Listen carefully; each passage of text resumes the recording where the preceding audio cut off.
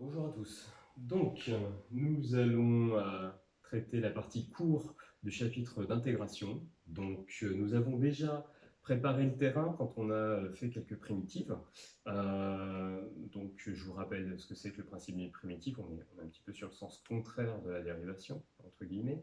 Une primitive, par définition, c'est une fonction qui a pour dérivée la fonction qu'on est en train d'étudier. Donc, je remets un petit exemple très rapidement. N'écrivez pas ça dans votre cours.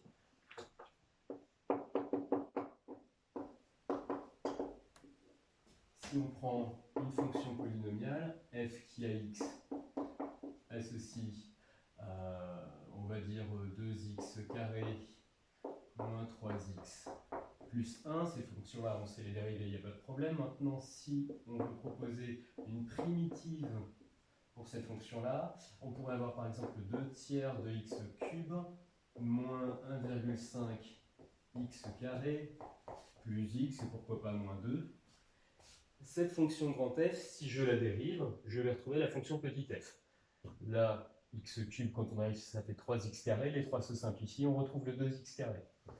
X carré, quand je dérive, ça fait 2x multiplié par moins 1,5, on retrouve le moins 3x. Cette partie-là, on garde le 1, et donc on retrouve notre fonction d'origine. Donc là, on a une dérivée. On a la dérivée de cette primitive. Un petit rappel, il peut y avoir plusieurs primitives différentes qui donnent la même fonction quand on les dérive, puisque une constante près, on va retomber sur la même dérive. Bon, ça, c'était pour préparer un petit peu le terrain.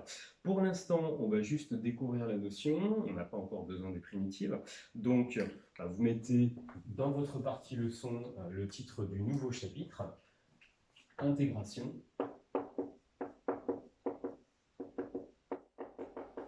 J'ai plus le numéro du chapitre en tête, donc chapitre, voilà, le dernier plus 1, en gros. Intégration. Voilà. Alors, on va partir sur la première partie qui va être la découverte de ce que c'est qu'une intégrale. Qu'est-ce que ça veut dire? C'est assez visuel, c'est assez simple à comprendre d'ailleurs. Donc, grand 1, les intégrales.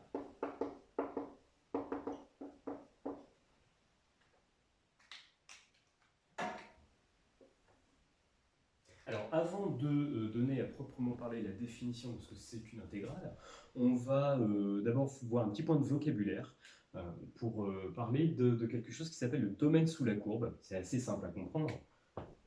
Donc, une petite définition.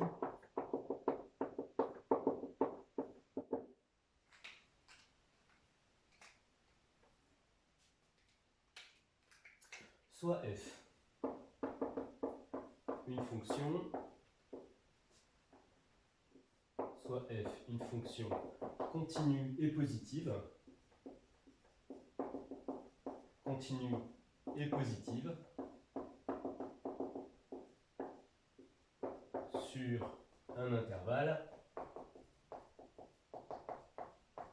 Alors d'habitude on dit i, grand I pour l'intervalle. Là exceptionnellement on va noter l'intervalle avec les crochets A, B, où A et B sont deux réels.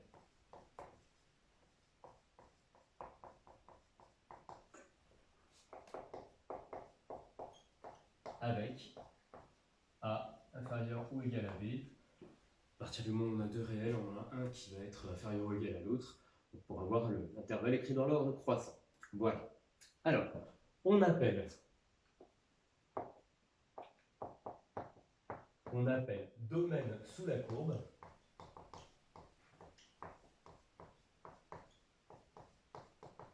de f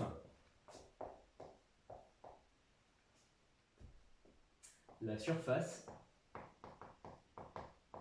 donc domaine, surface, on est bien en train d'étudier une surface en unité d'air, la surface délimitée par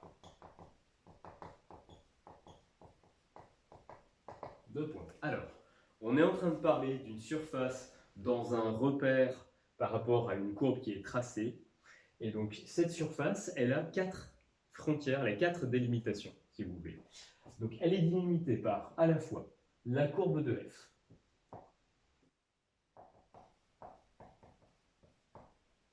mais également l'axe des abscisses.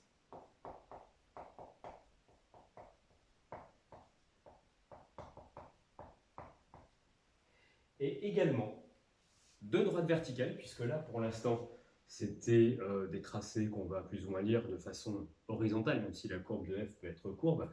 L'axe des abscisses droite horizontale, donc là, on a une délimitation par rapport à la verticale, j'ai envie de dire. Eh bien, on va avoir également une autre délimitation par rapport aux droites verticales.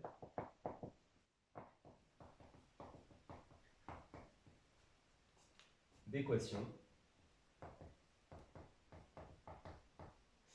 x égale a et x égale b. Donc un petit rappel, c'est-à-dire que ce sont les deux droites verticales qui passent à l'abscisse A et à l'abscisse B, notre A et notre B qui sont ici. Voilà, alors là c'est la fin de la définition. Maintenant, on va quand même souligner surface délimitée par, on a tout ça qui est à connaître. Le mieux par contre, c'est de retenir le schéma. Alors, je n'ai pas la possibilité de faire une projection puisque les ordinateurs n'ont plus de courant. Donc, on va faire un schéma au talent. Alors, au talent pour moi, hein, pas pour vous. Bien sûr, vous faites quelque chose d'un peu carré. Hein. Donc, unité, bien, le centimètre.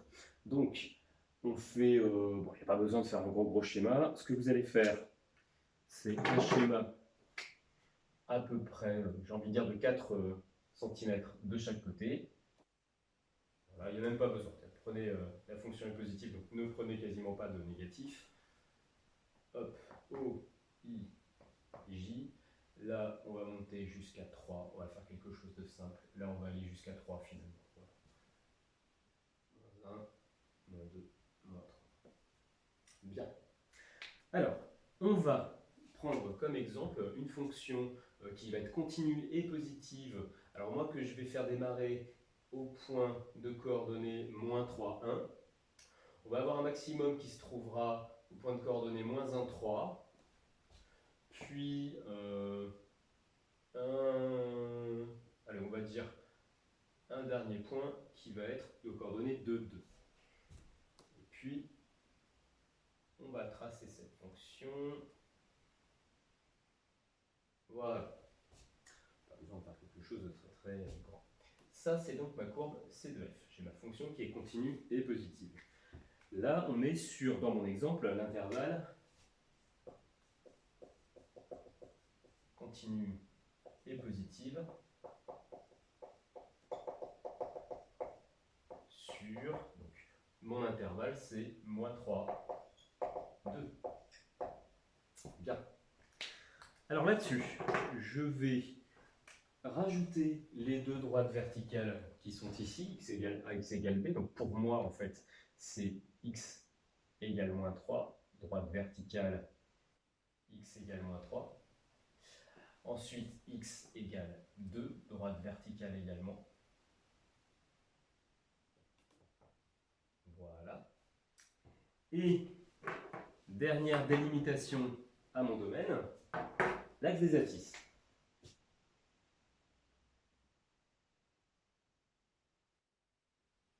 Voilà. Et là, on commence à le visualiser, ce domaine sous la courbe. Il s'agit de toute cette zone domaine sous la courbe.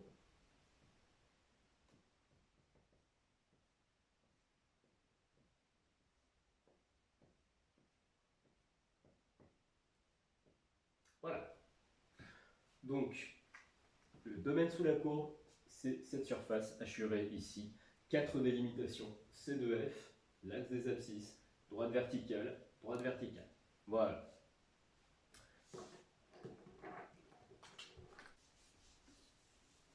Bien.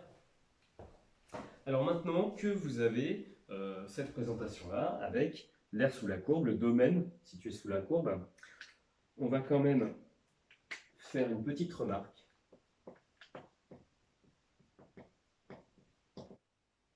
On va parler d'air, mais effectivement, les airs peuvent avoir différentes unités. Là, étant donné que vous avez fait un repère de 1 cm sur 1 cm en graduation, c'est moi qui viens de vous le demander, l'unité d'air sera donc 1 cm². Mais de manière générale, votre unité d'air, c'est un carré qui va être délimité par OI et J. Vous imaginez, OI J, vous prolongez de façon à avoir un carré. Ce carré est l'unité d'air. Alors je dis c'est un carré puisque là j'ai un repère orthonormé. Si j'avais un repère non orthonormé, je n'aurais pas un carré. J'aurais une autre forme. Très probablement un rectangle pour un repère orthogonal tout bête. Donc, les aires calculées dans ce chapitre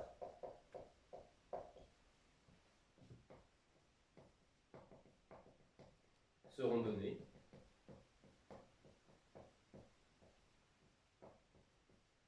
en unité d'air.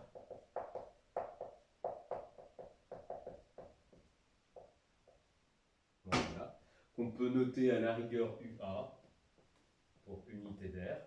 On va un petit peu plus vite. Et donc en fait, une unité d'air, qu'est-ce que c'est? C'est pour nous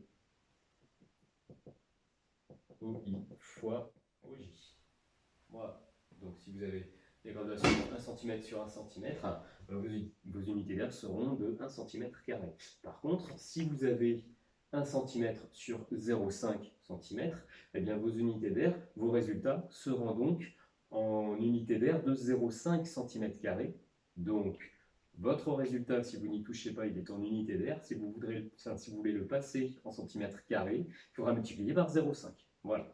Donc là, tout dépend de votre OI et votre OJ en centimètres. C'est bien de le préciser. Voilà. C'est quasiment jamais demandé. La plupart du temps, il faut toujours donner le résultat en unité d'air. Bien. Alors maintenant, deuxième définition.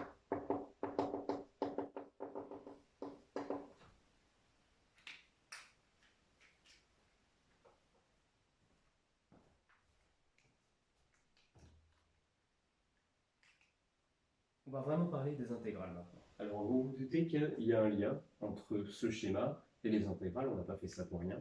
Mais en fait, tout bêtement, ce qu'on appelle l'intégrale d'une fonction, c'est l'aire de ce domaine sous la courbe.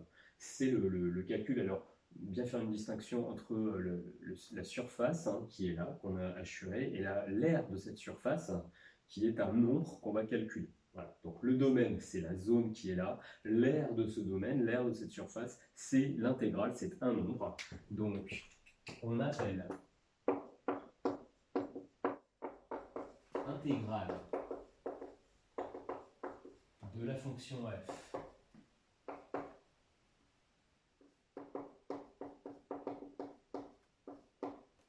de a à b. Alors, intégrale de a à b de la fonction f, on peut trouver les deux. L'aire du domaine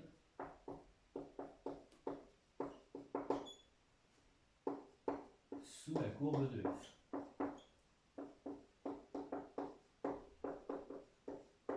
Bien, alors, jusque-là, on voit à peu près ce que ça peut vouloir dire. Maintenant, il y a une notation vraiment très, très spéciale en mathématiques. Peut-être que vous avez déjà aperçu cette notation-là.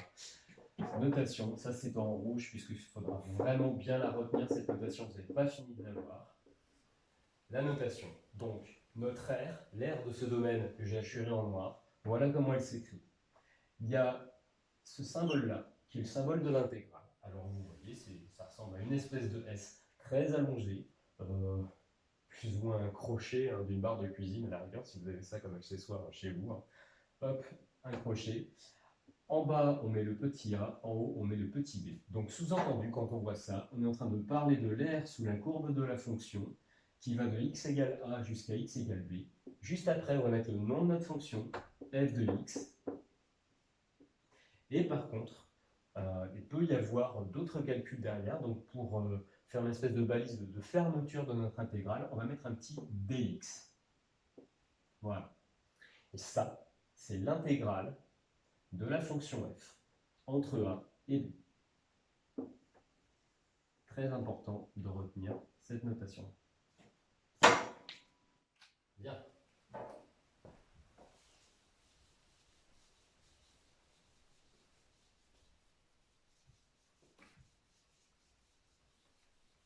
Alors, cette définition de base, À partir du moment où on est en train d'expliquer que cette notation-là représente une aire qu'on peut visualiser grâce à un domaine qui est là, on se rend compte tout de suite qu'on a des petites applications assez intéressantes pour cette propriété-là, pour cette notation-là. Alors déjà, on va écrire ça dans les petites remarques.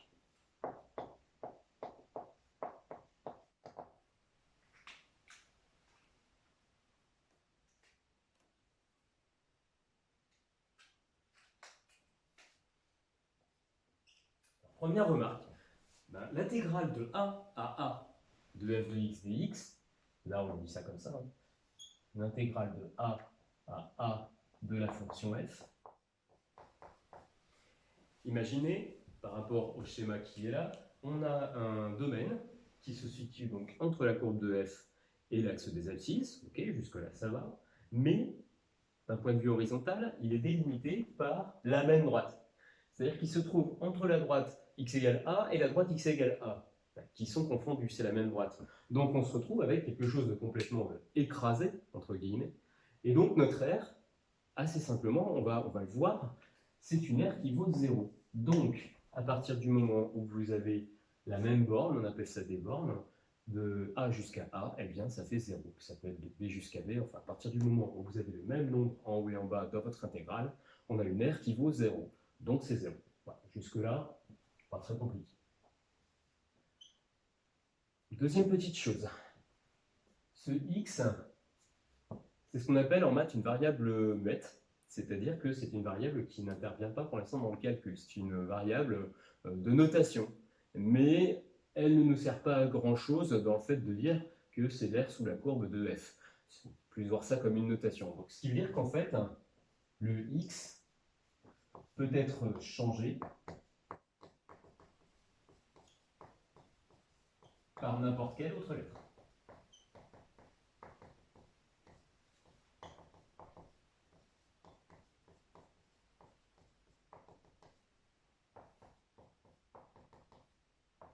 Ce qui veut dire qu'en fait, très souvent, vous allez voir dans les exercices, non pas une notation intégrale de a à b de f de x dx, mais plutôt, un peu plus souvent, une notation avec la lettre t, qui serait intégrale de a à b de f de t dt.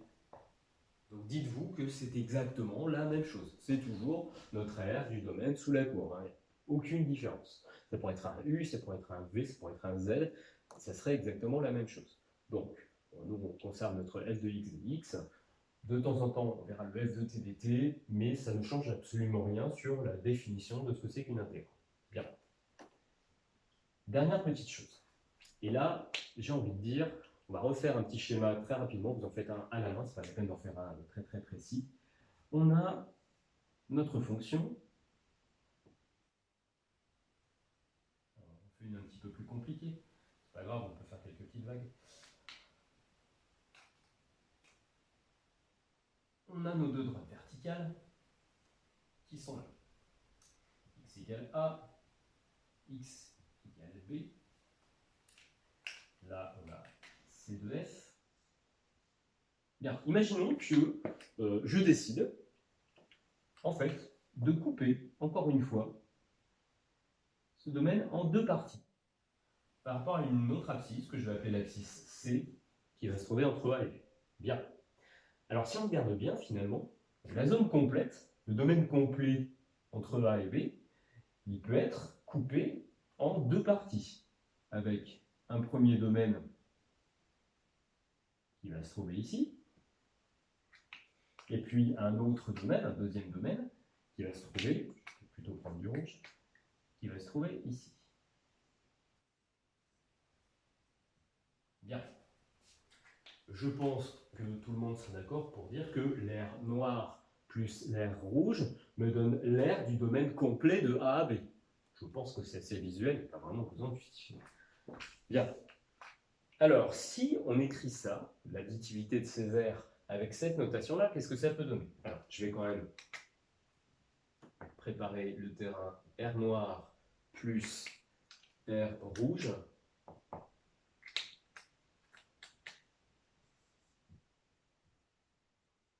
Égale R du domaine. Quand je dis domaine, hein, c'est vraiment l'intégralité.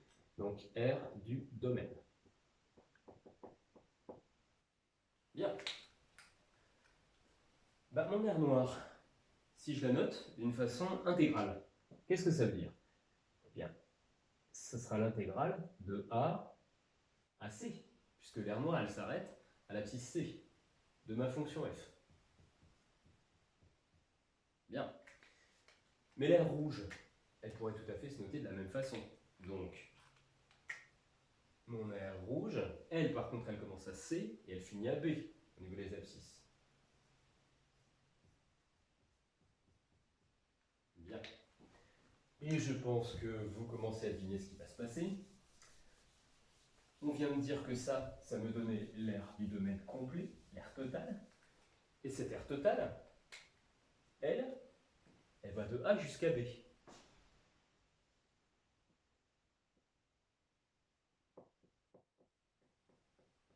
Bien. Ça veut dire qu'en fait, cette opération-là, on peut la faire tout le temps. Observez bien, l'intégrale de A à C plus l'intégrale de C à B va nous donner l'intégrale de A à B. Est-ce que ça ne vous fait pas penser à un petit quelque chose, ça, qu'on a vu en seconde? Alors, relation de Chasles. Vous n'écrivez pas ça? Relation de Chasles, vecteur AC plus vecteur CB égale vecteur AB. Oui, je sais, c'est loin, mais bon, quand même pas si compliqué que ça. Dans la relation de Chasles, on élimine le point C, ça nous donne le vecteur AB. Observez bien. Là, on a la même fonction. C'est très important parce que si jamais vous aviez deux fonctions différentes, ça ne marcherait plus, bien sûr. On a la même fonction. À partir du moment où on s'arrête à C, mais là on repart de C et on finit à B, au final, le C a disparu et on a gardé l'intégrale de A à B. C'est la relation de Chasles en fait, hein. Pas appliquée au vecteur, mais appliquée aux intégrales. Donc vous mettez ça par contre en couleur juste en dessous. Relation de Chasles. Elle fonctionne encore.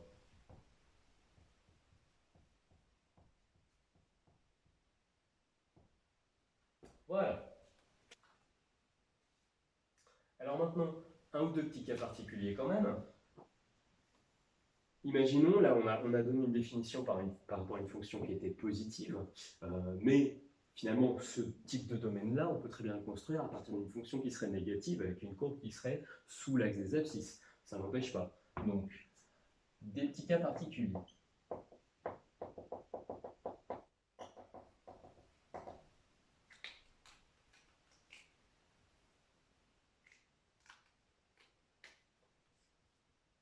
Si f est négative sur A, B.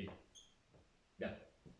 Alors, ce qu'il faut comprendre, c'est que pour l'instant, c'est très visuel, on se rapproche encore pas mal à la géométrie, mais on va avoir des formules pour calculer ces aires-là. Et ces formules-là, potentiellement, si on a des fonctions négatives, vont nous donner des résultats négatifs. Donc en fait, ce qu'il faut bien comprendre, c'est que on peut avoir, dans un repère, des aires négatives, entre guillemets, à partir du moment où on se trouve sous l'axe des abscisses. Donc si f est négatif sur AB, alors l'intégrale de A à B de f dx dx sera négative également. D'accord? Si vous voulez faire un petit schéma pour illustrer ça, eh bien à ce moment-là, vous faites le même type de schéma que là, mais par contre, vous faites une courbe qui est sous l'axe des abscisses.